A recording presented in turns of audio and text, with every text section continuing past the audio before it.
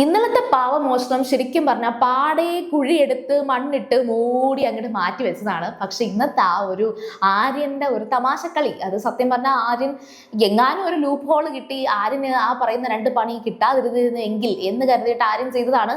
വലിയൊരു കള്ളത്തരമായിട്ടൊന്നും തോന്നുന്നില്ല, എനിക്കത് തമാശയായിട്ടാണ് തോന്നിയത്. ബിഗ് ബോസ് അന്നേരം ചോദിക്കുന്നുണ്ട് ആരാണ് കാർഡ് എടുത്ത് മാറ്റി വെച്ചത്, അപ്പം എന്നോട് കളിക്കാൻ നിൽക്കല്ലേ, ഒരു തമാശ പോലെയാണ് എനിക്ക് ഫീൽ ചെയ്തത്. ഏതായാലും ശരി, എല്ലാവരും എസ്പെഷ്യലി അനീഷ് ആര്യനെ എടുത്തിട്ട് കുടയുന്നുണ്ട്. കാരണമുണ്ട്, അനീഷിന് ആ ഒരു ടാസ്കിൽ ഒന്നും ചെയ്യാൻ പറ്റിയില്ല. നിർഭാഗ്യമാണ് സത്യത്തിൽ അനീഷിനെ ഇപ്പോൾ ബാധിച്ചിരിക്കുന്നത്. അതുകൊണ്ട് തന്നെ ആ ഒരു ടാസ്ക് റദ്ദാക്കുകയാണെങ്കിൽ അനീഷിന് അതൊരു നല്ല പിടിവള്ളിയായിരിക്കും. പക്ഷേ എത്രയൊക്കെ കിടന്ന് ബഹളം വെച്ചെങ്കിലും അത് പ്രത്യേകിച്ച് വലിയൊരു കാര്യങ്ങളൊന്നും ബിഗ് ബോസ് പറയാതെ തന്നെ പോയി. പക്ഷെ ഇതിൻ്റെ ഇടയ്ക്ക് പണി കിട്ടിയത് നൂറയ്ക്കാണ്. ആര്യൻ ഈ കിടന്ന് കാണിച്ച കള്ളത്തരം കണ്ടപ്പോഴത്തേക്കും നൂറ ആര്യനെ അങ്ങോട്ട് ബ്ലെയിം ചെയ്യാൻ തുടങ്ങിയപ്പോൾ എന്നാ പിന്നെ ഇന്നലത്തെ പാവയ്ക്ക് ആരാണ് മോഷ്ടിച്ചുകൊണ്ട് പോയത് എന്ന കാര്യം ആര്യനെടുത്തിടുകയും അക്ബർ വലിയ പ്രശ്നങ്ങളൊന്നും ഇടപെടാതെ മാറിയിരുന്നു ഇതെല്ലാം കേൾക്കുകയും ചെയ്തു. നൂറ അവസാനം പറഞ്ഞ് നൂറയും നൂറയുടെ ടീമും തന്നെയാണ് ഈ പാവകൾ എടുത്തത് എന്ന് നൂറയുടെ വായിന്ന് വരുന്ന ആ ഒരു അറ്റം വരെ എത്തിച്ചു. അപ്പോഴത്തേക്കും കാര്യം മൊത്തത്തിൽ തിരിഞ്ഞു. അപ്പൊ ആ പാവ എടുത്തു വെച്ചത് അതൊരു കള്ളക്കളിയല്ലേ? അപ്പൊ നൂറ പറഞ്ഞ മറുപടി എന്ന് പറയുന്നത് അതൊരു കള്ളക്കളിയല്ല, അതൊരു ലൂപ്പ് ഹോളാണ്. ബിഗ് ബോസ് പറഞ്ഞില്ല, അവിടെ ഫെയർ ആയിട്ട് കളിക്കണമെന്ന് ബിഗ് ബോസ് പറഞ്ഞിട്ടില്ല.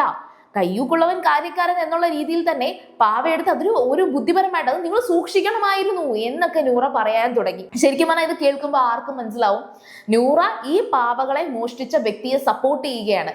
ഒന്നുകിൽ നൂറ എടുത്തു കാണും, അല്ലെങ്കിൽ നൂറയുടെ കൂടെയുള്ള ആരെങ്കിലും എടുത്തു കാണും. അപ്പൊ അത് ഉറപ്പിക്കാൻ അക്ബറിനും ആര്യനും അവിടെ സാധിച്ചു. അങ്ങനെ ആ ഒരു കാര്യം അവിടെ സംസാരിച്ചുകൊണ്ടിരിക്കെ അനുമോൾ അവിടെ നിന്ന് മാറുന്നുണ്ട്. ആദില എൻ്റെ പൊന്നെ കിളി പോയി. കാരണം എന്ന് വെച്ചാൽ ആദിലയ്ക്ക് മനസ്സിലായി ഇത് മിക്കവാറും വായിന്ന് വീഴുമെന്ന്. ആദില അതുകൊണ്ട് തന്നെ കൂടുതൽ ഇടപെടാതെ മാറി നിൽക്കുകയാണ്. അങ്ങനെ ആ ഒരു വലിയ വഴക്കിനൊക്കെ ശേഷം അനീഷ് ആണെങ്കിൽ തകർത്തു പറയുന്നുണ്ട്. അനീഷ് പറഞ്ഞു തുടങ്ങിയപ്പോഴത്തേക്കും ഷാനവാസ് ഇടയിൽ കൂടെ കയറി പറയുന്നുണ്ട് ഇവിടെ വന്ന അന്ന് തൊട്ട് ആര്യൻ കള്ളം പറയുകയാണ്. ആരെന്ത് ചോദിച്ചാലും ഷാനവാസിന്റെ ഡയലോഗ് എവിടെ തുടങ്ങുകയെന്ന് വെച്ചാൽ ഞാൻ ഇവിടെ വന്ന അന്ന് തൊട്ട് എന്നെ ഇവിടെ എല്ലാവരും ടാർഗറ്റ് ചെയ്യണം. ഞാൻ വന്ന അന്നോട്ട് കാണുകയാണ് നീയൊക്കെ ഈ കാണിക്കുന്ന കള്ളത്തരങ്ങൾ. ഞാൻ വന്ന അന്നോട്ട് കാണുകയല്ലേ നിന്നെയൊക്കെ എന്ന് പറഞ്ഞ് ഷാനവാസ് തുടങ്ങും. അതേപോലെ തന്നെ സ്വാഭാവികം ഷാനവാസ് ആര്യന്റെ നേരെ ഇതും പറഞ്ഞുകൊണ്ട് ഇറങ്ങി. പക്ഷേ ഷാനവാസിനൊക്കെ പണി കിട്ടിയത് ഞാൻ മുമ്പത്തെ ഒരു വീഡിയോയിലും പറഞ്ഞതുപോലെ തന്നെ ഷാനവാസ് ഒക്കെ കുറച്ചുകൂടെ ആവേശത്തോടെയൊക്കെ കളിച്ചിരുന്നുവെങ്കിൽ സത്യം പറഞ്ഞാൽ അത് കിട്ടുമോ കിട്ടത്തില്ലയോ എന്നുള്ളതല്ല, ആ ഒരു ഗെയിമിനകത്ത് എത്രത്തോളം പാർട്ടിസിപ്പേറ്റ് ചെയ്യുക എന്നുള്ളതാണ്. മേ ബി തനിക്ക് കിട്ടില്ല എന്നുള്ള ഒരു തോന്നലും പിന്നെ ഈ കിടന്ന് അടിയുണ്ടാക്കാൻ വയ്യ അല്ലെങ്കിൽ മടി, ഇതൊക്കെ കൊണ്ടിട്ടായിരിക്കും ഷാനവാസ് മാറി നിന്നത്. അല്ലാതെ ഓക്കെ എനിക്ക് ഈ ഗെയിം ജയിക്കണ്ട, അല്ലെങ്കിൽ ഓക്കെ ഞാൻ മാസ് കാണിച്ച് മാറി നിൽക്കുന്നത് കാണുമ്പോൾ ആൾക്കാർ കൈയടിക്കും എന്ന് കരുതിയിട്ടാണെങ്കിൽ ചിലപ്പോൾ അതും ആയിരിക്കാം. പക്ഷേ ഷാനവാസും ആര്യന്റെ നേരെ മെക്കിട്ട് കയറാൻ തുടങ്ങിയപ്പോഴത്തേക്കും ഈ ആര്യനും അക്ബറും ഒക്കെ അവിടെ നിന്ന് അങ്ങോട്ട് ഒഴിഞ്ഞു മാറി. പിന്നെ നൂറയെ ഒറ്റയ്ക്ക് പിടിച്ചു. ആര്യൻ ഒറ്റയ്ക്ക് പിടിച്ചിട്ട് നൂറയെ നന്നായിട്ട് കുടയുന്നുണ്ട്. അതായത് നിങ്ങൾ സമ്മതിക്കുന്നുണ്ടല്ലോ, അപ്പൊ നിങ്ങളാണ് അത് എടുത്തേന്നുള്ളത്. അപ്പോൾ നൂറ പറഞ്ഞിട്ട് ഞാൻ അങ്ങനെ പറഞ്ഞില്ല, ഞാൻ കാണാത്ത കാര്യം പറയണ്ടല്ലോ എന്ന് പറഞ്ഞിട്ട് നൂറ തിരിച്ച് സംസാരിക്കുന്നുണ്ട്. അപ്പൊ ആര്യൻ ചോദിക്കുന്നുണ്ട് ഓക്കെ നൂറ എടുത്തിട്ടില്ല, പക്ഷെ എടുത്ത ആളെ നൂറയ്ക്ക് അറിയാമല്ലോ, അതുറപ്പല്ലേ എന്ന് പറയുന്നുണ്ട്. അപ്പോഴും നൂറ പറയുന്നുണ്ട് ഇല്ല, എടുത്ത ആളെ ഞാൻ കണ്ടിട്ടില്ലല്ലോ, എടുത്ത ആള് പറയാതെ അത് ഞാൻ എങ്ങനെയാണ് പറയാൻ സാധിക്കുന്നത്. നൂറയ്ക്ക് ശരിക്കും പറഞ്ഞാൽ കയ്യിന്ന് പോയി. അക്ബർ അവിടെ തന്നെ ഇരിപ്പുണ്ട്, ഇതെല്ലാം കേട്ടോണ്ടിരിക്കുകയാണ്. അക്ബർ മിണ്ടുന്നില്ല. ആദ്യമൊന്നും അക്ബർ ഒട്ടും മിണ്ടിയിട്ടില്ല. അപ്പൊ വീണ്ടും ആര്യൻ ചോദിക്കുന്നുണ്ട് എന്തായാലും ആ എടുത്ത ആളെ നൂറ കണ്ടല്ലോ, നൂറയ്ക്ക് അറിയാമല്ലോ, അതുകൊണ്ടാണല്ലോ അത് സപ്പോർട്ട് ചെയ്ത് പറയുന്നതെന്ന് ചോദിക്കുമ്പോൾ വീണ്ടും നൂറ പറയുന്നുണ്ട് ഈ എടുത്ത ആളെ എനിക്കറിയില്ലല്ലോ, അത് ആര്യനല്ലേ അറിയാവുന്നത്, ആര്യൻ്റെ അടുത്തല്ലേ കൺവിൻസ് ചെയ്ത് വന്ന് പറഞ്ഞെന്നുള്ളത് ഇങ്ങനെ പറയുന്നുണ്ട്. അപ്പൊ ആര്യൻ പറയുന്നുണ്ട് അതെ ആദിലയും അനുമോളുമാണ് എടുത്തെന്നുള്ളത് എന്നോട് വന്ന് പറഞ്ഞിട്ടുണ്ട് എന്ന് പറഞ്ഞപ്പോഴത്തേക്ക് അപ്പൊ ആര്യനെ അറിയാമല്ലോ എന്ന് പറഞ്ഞിട്ട് നൂറ വീണ്ടും അത് പറയുകയാണ്.